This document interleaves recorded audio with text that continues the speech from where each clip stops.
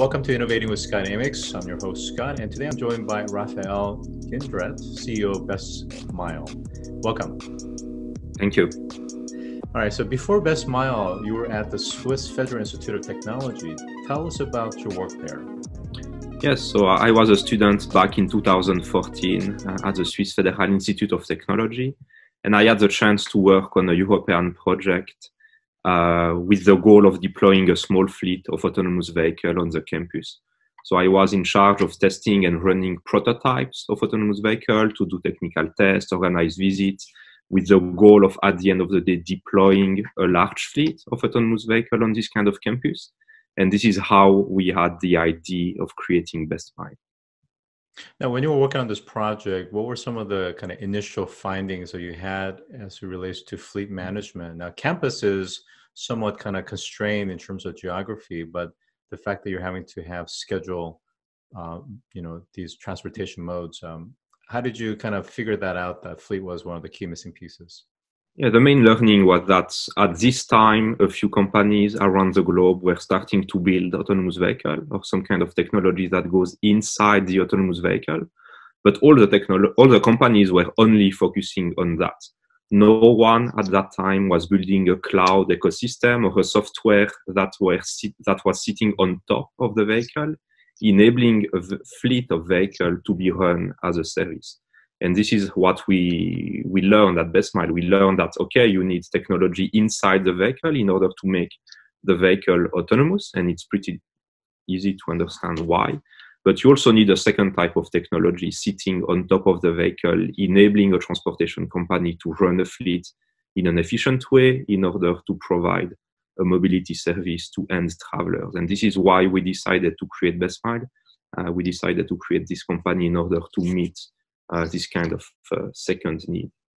All right, so let me kind of go back and set a little bit of context. Is that one of the interesting research points that comes up, but maybe it's not as familiar to mainstream, is that ride-hailing startups, whether we're talking about the likes of Uber, Lyft, and others, does in fact actually have some externality when it comes to congestion in large cities.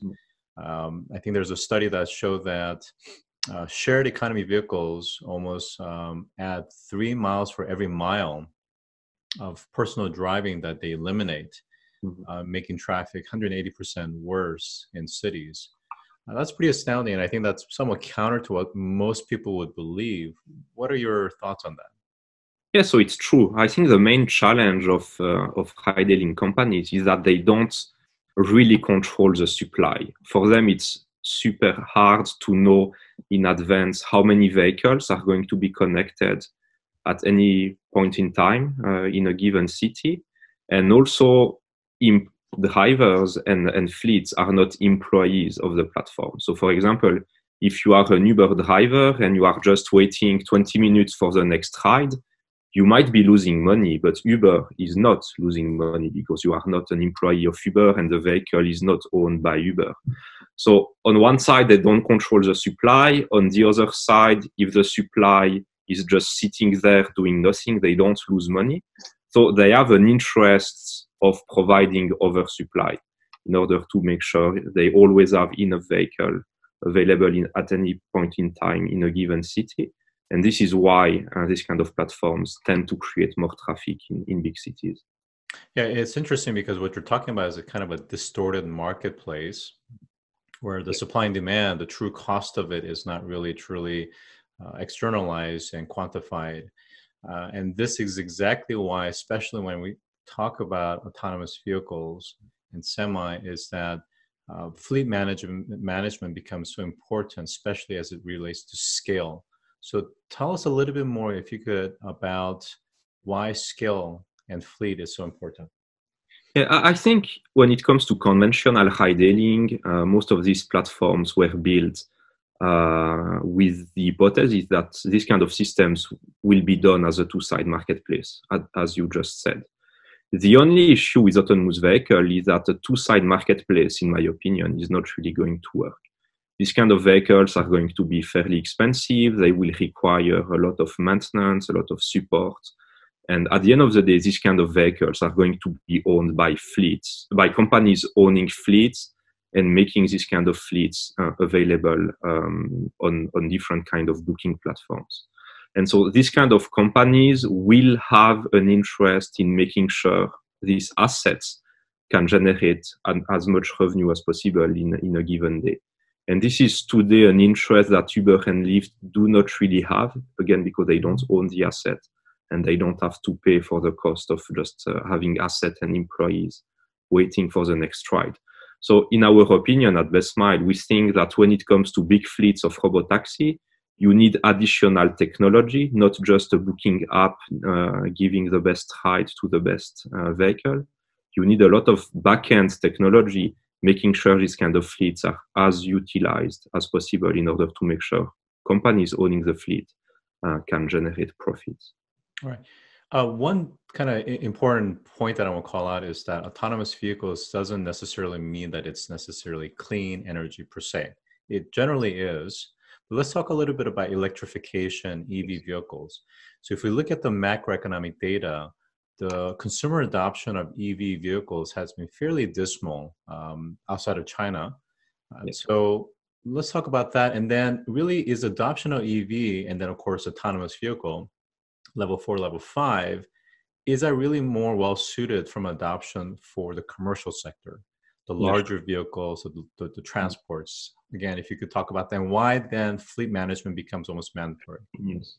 So when you look at most of the companies or startups testing and deploying autonomous vehicles around the globe, most of them tend to be also electric vehicles.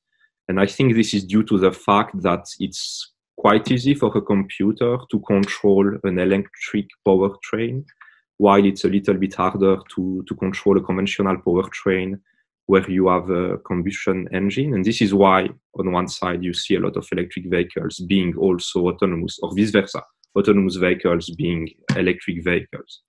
But it's correct that as a private vehicle today, electric vehicles are still a fairly small portion of the market.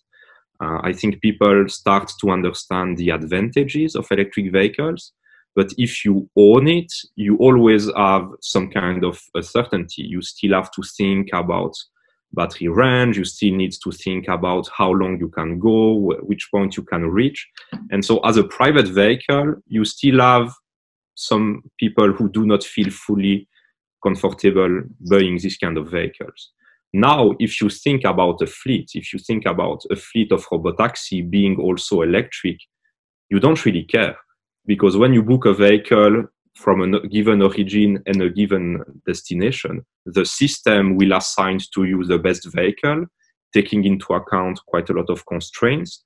And one of the constraints will be electric battery range of the vehicle.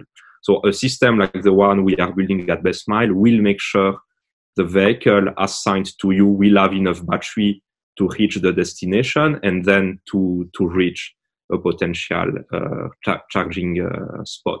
So when these kind of electric and autonomous vehicles are used as a service, as a fleet, and not a vehicle you own on your side, I think the unknown of the electricity part of the vehicle becomes irrelevant, because it's a service and the system will just make sure the vehicle assigned to you will be able to do the work.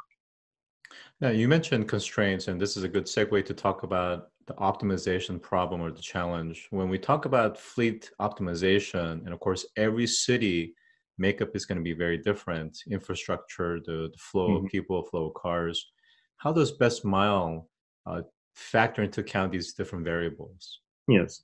So at Bestmile, our core technology and core IP is really the optimization part. How can you make sure you can move a maximum amount of people in a given day with a given fleet by meeting service level agreement with travelers, because travelers want to have a service that is efficient and comfortable. But on the other side of the equation, fleet owners or transportation operators want also to make sure the fleet doesn't cost too much to operate. And so our core platform is really designed to make sure this kind of two sets of requests or constraints can be aligned, and we can operate a fleet in a really efficient way. So a lot of what we do at the end of the day comes back to mathematical algorithms. How can you solve a really complex mathematical problem in real time by taking into account a lot of constraints, fleet supply, waiting time, time window, pooling rates, all these kind of things, including the constraints that are linked to electric vehicles. And at the end of the day, our main job is really, in one sentence, to be able to send back the best mission to the right mission to the right vehicle at the right time by meeting the needs of both the traveler and the fleet owner. So let's go a little bit behind the scene and get just a little bit deeper in terms of how are you using machine learning to be able to learn about a particular city-specific sets of data, as well as learn from the fleet management data as well. Yes. And then prior to actually deploying this, how do you have enough data to actually start to inform when they're just starting to be in motion? Yes. So our system is really learning about two different sets of data. On one side, for sure, we apply machine learning to demand. So by doing machine learning on bookings, we can learn over time from where to where people want to travel and when. And we are using this kind of data in order to have a better fleet sizing and also in order to preposition vehicles to the best next location in order to match them to the next traveler. On the other side, we are also learning a lot about traffic patterns, because for sure, in order to manage a fleet in an efficient way, you need to have a good sense of how much time a vehicle will need to go from A to B. We are for sure using commercial suppliers in order to provide such information, but we have also inside Bestmile our own model we can train in order to be even more precise when it comes to both demand and travel time. So for sure, over time, we are using our own data or the data we collect from the vehicles we are managing in order to train both models. But you are also right. When you deploy a first fleet on day one, you don't have a lot of historical data. And in order to solve this kind of challenge, we have different types of approach. We have some customers who already have past data from prior deployment, or they already have some fleets in operation in the same city, and we can use some data sets. Some cities are also publishing taxi data in open source, so we can learn from these kind of things. Or if really nothing is available, we can build a theoretical model. We have a team of scientists at Bestmile developing this kind of data model by using different kind of information that are available online regarding a given city, like population density, where people are living, where people tend to go to work, and all these kind of things. And so we can have a pretty good model, even if we don't have enough data at the beginning. Yeah, I think the data part is really interesting, and I'm curious about the sources that you're referring to, including some of the commercial, because I think the data to a great extent is available. It's just that it's housed in some public, some private, some proprietary types of systems, like Waze and Google as an example. Of course, even climate sensors that IBM and others deploy, it's available as well. And I think there's a lot of correlations around things like holidays, seasonalities, yes, but also major events. For sure. Also major events. So for example, in New York, when you have the General Assembly, UN General Assembly, that's going to have a huge impact on congestion. How do you factor into account kind of historical, seasonal, but also unpredictable? Let's talk about things like hurricanes or maybe movements of people because there's a fire or an accident. And how does a real-time optimization really kick in? So it's done at different level on the platform. You have on the market a few suppliers giving you information about specific types of events, like if you have a sport event, if you have the UN General Assembly in New York, and this kind of well-known events. You have some suppliers worldwide providing you data around it, and we are starting several collaboration with some of them in order to make our platform even smarter. Then, if you are a fleet owner or a transport operator in a given city and you know your city really well, you can also manually add information in our platform in order to make the system even smarter. So it's a mix between automatic data feed and on the other side, manual information you can feed into the platform, plus the real-time monitoring of the vehicles we are managing in a given city. If in real time we are detecting that the traffic is not as good as planned, or if vehicles are stuck in a given part of the city, our system is going to recompute all the best matching for the given fleet, and is going to reroute all the vehicles according to this new set of constraints that are defined in real time. Well, I think this is absolutely mandatory for smart cities and sustainable cities as we get into, especially in the context of mega cities, where you have not just 10 million, but potentially 100 million people living in a very densely populated area. My last question for you, and it's up to you how you choose to answer it, is you've been in this autonomous vehicle space for the last, I guess, going on 5+ years.